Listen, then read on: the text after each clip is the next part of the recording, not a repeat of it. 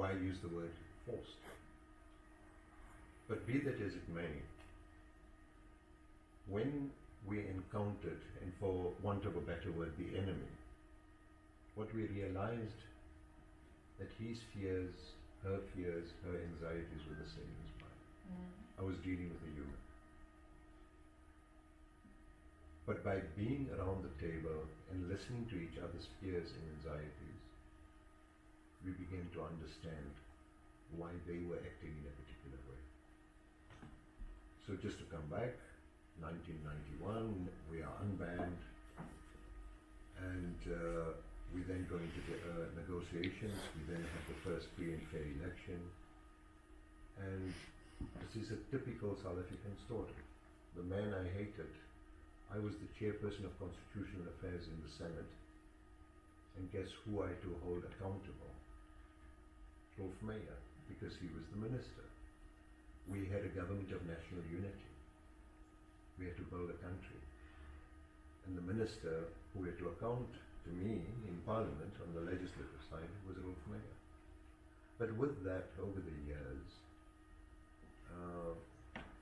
we developed a trust for each other. And we became friends, more than friends. 1994, I'm in Parliament. I then was in the Senate. The name of the Senate was changed, but it was the upper house. And I then became a provincial minister in the provincial cabinet and left formal office in 2004. Then was an advisor to a number of ministers, but Roelf and I independently and individually were asked to go around the world to help in conflict areas, particularly countries that assisted us morally, sometimes with resources. And then Roelf and I got together and we said, you know what, we have a story to tell. Our hair is getting grayer, more wrinkles appearing now, and I think we can at least assist where we can, wherever possible. A lot of people assisted us, including the United States. And so we then formed what we call in Transformation Initiative, and it's an NGO. We largely do it on a voluntary basis, and we go all around the world, conflict areas. Roelf has been to Colombia, I've been to Myanmar, and on many occasions we've been asked by the United States, people like Tim, to assist as well. And so we are here. And thank you for inviting us, and thank you for giving us a hearing. Thanks, Mohammed. Good afternoon. My name is Roelf Meyer. Mohammed said a little bit about me, apart from the fact that he called me an enemy. But we are good friends today, as he has also alluded to. And we've been working together ever since we started to make peace in South Africa, which I think is a very strong and powerful example. The fact that we can sit here together on the same couch and share with your views, I think sets an example, a very powerful example. Because 30 years ago, as he said, that was impossible.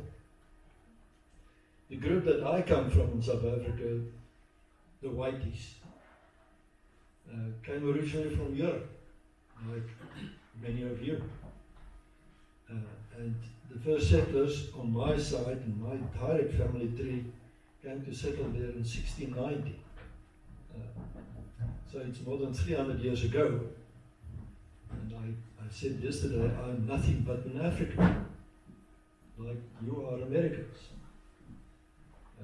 It's difficult to explain sometimes because an African looks different in terms of skin color. But I am nothing but an African. But the problem that arose in South Africa, like in other parts of the world too, in our case it just continued for too long, is that the white settlers kept power. And of course over the years they emerged as a minority, but they retained the power. And that power they held for more than 300 years. And of course that became intolerable. and it was impossible to continue on that basis.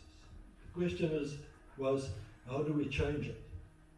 And this is where the fear factor comes in that Mohammed referred to.